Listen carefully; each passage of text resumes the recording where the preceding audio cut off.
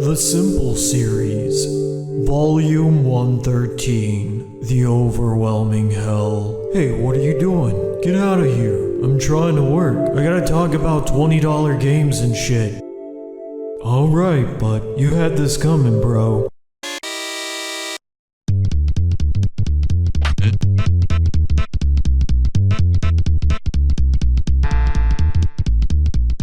Video games have changed, and The Overwhelming Hell is proof of that. It feels like a relic from a bygone era. Like, this cannot exist in 2019, and I can't tell you where in time it should be allowed to exist, but I'm just glad that it does at all. Now, at some point in the late 2000s, a dramatic shift began to occur in the gaming landscape, and the amount of strange or unusual games being released began to just dwindle and disappear. The Simple series was not immune to this phenomenon. In many ways, the entire Simple series library ceased to take chances on the weird. After the PlayStation 2's run of the Simple 2000 series, there was a noticeable drop-off point, not necessarily in terms of quality, because we're already scratching the bottom of the barrel here, but in terms of the surreal or experimental games coming out. Instead, like most companies out there, D3 just favored the tried and true sellers like Earth Defense Force or Oni-Chanbara,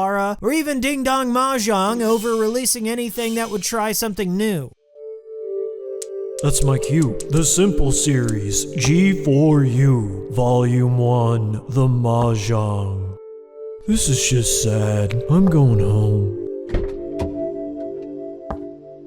For many, the issues of region lock and not my language are enough reason to stray far away from this game. I'll admit, I wouldn't have given this game the time of day until my subscribers kept bringing it up in the comments, telling me, Miles, you gotta check this one out. But there was never any follow-up. They would just never give me any hint what the game was all about, what I could expect, the genre, anything. So when I flew to Tokyo, I made it a priority to seek this one out, and well, I owe you all a large thank you for the recommendation. I think I might have found a new favorite.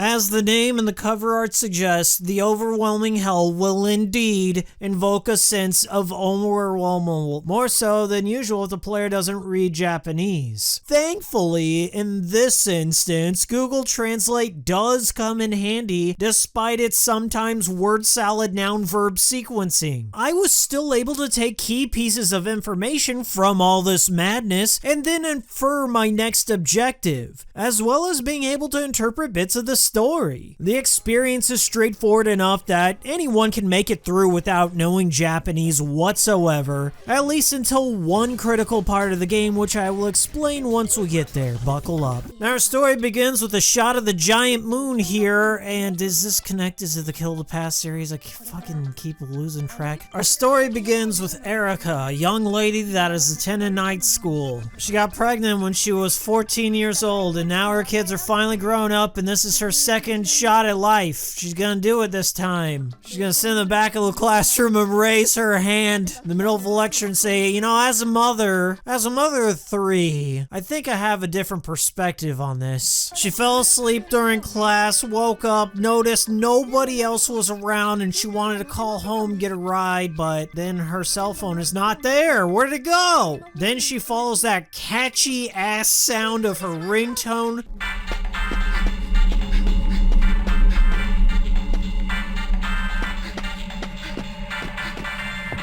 Until she stumbles upon a white rabbit and they jump into the mirror, and then the adventure begins on one of the most macabre reimaginings that you'll ever see. America McGee better start taking some notes. Here we go. You start out dropped into this dark as fuck forest where there are these narrow twisting pathways guarded by swarms of gross bugs. Take a few steps near them, I dare you. They'll latch onto you from head to toe and start killing you. They will continue continue to crawl all over Erika's body until she shakes them all off by shaking the left analog stick. The longer she's covered, the more creeped out she becomes, as represented by this purple stuff. If she reaches maximum creepage, she'll die of shock, which is not too dissimilar from Illbleed. It's at this point that I began to realize that this was less Alice in Wonderland and more Alice in Bug Island. Now, I wouldn't exactly call The Overwhelming Hell a genre-defying game,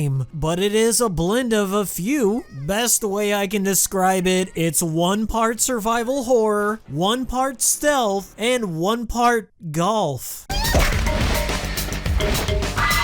Believe it or not, the developers have implemented a variety of different methods to deal with all them bugs. Erika can pick up weapons that go into a Silent Hill 4-esque weapon bar that you can then swap between on the fly. Unlike many survival horror type games, the weapons here are not permanent and there's no indication of how many uses they have until they're gone. Okay, so maybe it's more like Silent Hill Origins in that respect. From the onset, Erika can pick up some insecticide, which sprays in this straight line, and it makes the enemies drop like, flies. The bug spray is one of the most useful weapons in the game, as you can use it in tight situations to clear a pathway. But it's not all cake and gravy here, there are a couple of setbacks. The spray has a limited number of uses, and it doesn't kill the bugs. Make sure you're saving it for when stealth is not an option. Speaking of stealth, it's in the game. In many such cases, Erika can crouch walk by most of the bugs, without aggroing them to attack her. That's nice, but the game will often put you in a situation where you cannot sneak past the enemies. Tight corridor, barrier of bugs, what's a girl to do? So if you're in a situation where sneaking is not an option, and maybe you ran out of spray, well don't worry, because Erika can always just hop and smash the bugs between her toes. You didn't know that? Certain actions like hopping and running consume the stamina bar, this red thing over here, but it'll fill back up whenever she idles or walks.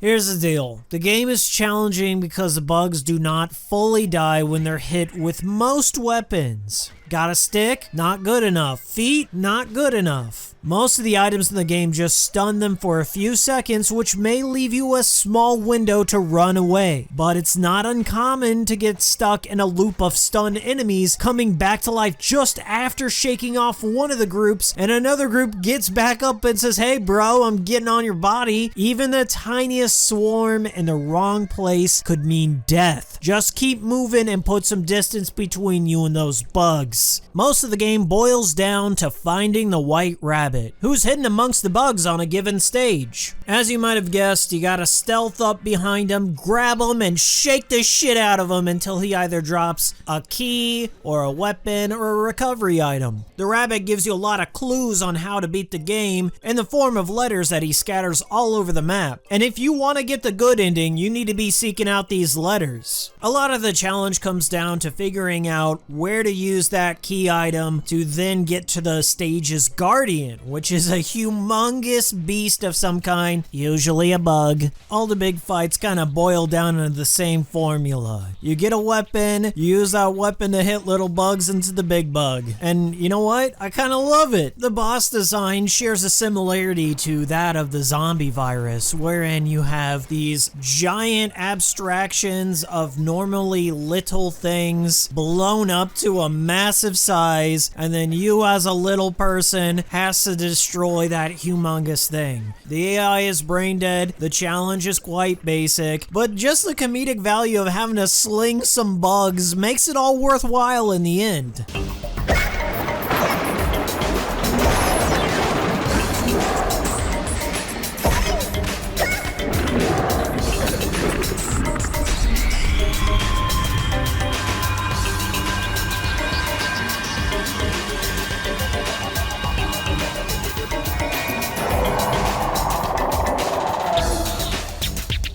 Look, I've just come to terms with why I like this game so much. By all accounts, it's a shit. It's frustrating. It really doesn't offer a whole hell of a lot, but I'm so desperate for any Silent Hill-esque experience. I will put my metaphorical video game dick into anything at this moment. If I could just get that good Silent Hill feeling back. The overwhelming hell's close enough, just pull a bag on it. Pull a bag on it, you're gonna love it. Tom, heal it, please! I'll play anything, just make something for me. I don't wanna play Shantae anymore. There's one moment in the game where the language barrier is gonna raise its ugly head when you face off against this ugly head. This is the second to last boss, and it vomits out eyeballs that swarm you. The developers have cleverly left you a whole bunch of eye drops within the level, and you can sprinkle them on those eyes. But then what are you supposed to do? You can't even golf them back into that giant head. So I tried every weapon in my inventory system. I tried hopping on the eyeballs. I waited the boss out, hoping that there was some sort of window where I could smack them. Nope. There was one mechanic that I had completely missed out on throughout the duration of my playthrough. And how did I make it this far without knowing it? But there is an ability to pick up and throw enemies, which is the secret to beating this boss. Hey, did you try reading the instruction manual? It clearly states in plain Japanese that you can hit R1 on a stunned enemy, pick it up, and then throw it with R1. Turns out the throw is actually quite useful in the overwhelming hell, as it's the only way to officially kill the enemies within. Any bug you pick up and throw just kind of melts into the ground and disappears, and then you're good to go. So you can beat this boss by using the eye drops to take down the eyeballs, pick up an eyeball, and then jump and throw the eyeballs back at him just so you get a little bit extra air. I don't think it's mandatory, or you can get up pretty close to that edge and throw it at him. Either way, I was super impressed that they actually had one boss that was uniquely different from all the other bosses. See, there's a little bit of variety in this $20 game. Alright, so the last stage in the game is, you guessed it, the school itself, where it kind of feels, and excuse the pun, like a debug room. They just fill up every single classroom and hallway with all the different bugs you encountered, as well as putting in 2 or 3 white rabbits per room. That makes things interesting. Oh, just check the map. I found ya. The last level is sort of a letdown, because the only new place it introduces within the school is the rooftop, where the final showdown with the white rabbit takes place. The white rabbit fight is your standard fare boss fight here, only sometimes he slams his hand down, does a spread shot of bugs from his little paw. When he's defeated, you'll be treated to one of 3 possible endings. Let's talk about the bad ending. Throughout the course of the game, the white rabbit had been in pursuit of the queen of his world, believing Erica to have been that queen. In the bad ending, he has doubts that Erica is that queen, so he casts a spell and turns her into a piece of shit that all the bugs then consume until she dies. Wait, this is the bad ending? Most players first time through, they'll get the bad ending because they'll have no idea what the conditions are for getting the other 2 endings. Alright, time to let the bug out of the bag. To get the normal ending, you have to at least have collected 16 of the rabbit's letters, as well as beating the game under 3 hours, and you also have to throw under 50 bugs. That's right, they've been measuring how many bugs you've been picking up and throwing throughout the entire game. Well, after the bad ending, I was curious enough to want to see the other 2 endings, so I saved at the school before I had thrown 50 bugs, and I was only about an hour and a half in. So, the normal ending. Erica's the queen and not a piece of shit, and she can never leave the white rabbit's world, and she doesn't get her phone back. The end. Alright, true ending time. Erica negotiates for her freedom with the white rabbit, saying that she doesn't want to be the queen, and that she has a life in the real world, and hey, can I have my phone back? And then he gives her phone back, and she gets a ride home from mom. That's it. True ending. You did it. So what was the point in getting the true ending, you might ask? Why go through all the trouble? I'll tell you why. Every time you beat the game, either on normal mode, hard mode, you unlock an entirely new voice actress with a different native accent from one region of Japan. 私は水崎エリカ。私立エリソン学園の2年生です。왔네요。水崎エリカ。私立エリソン学園の2年生さ。Not only that, but you're given all your weapons and items from the previous time around, as well as unlocking the Peach Bunny outfit. Hell yeah. The bunny outfit allows Erica to jump long distances. The little changes the post-game costumes give you reminds me a lot of Silent Hill 3. It's just as good as the name brand Silent Hill 3. Quit complaining, you little bitch.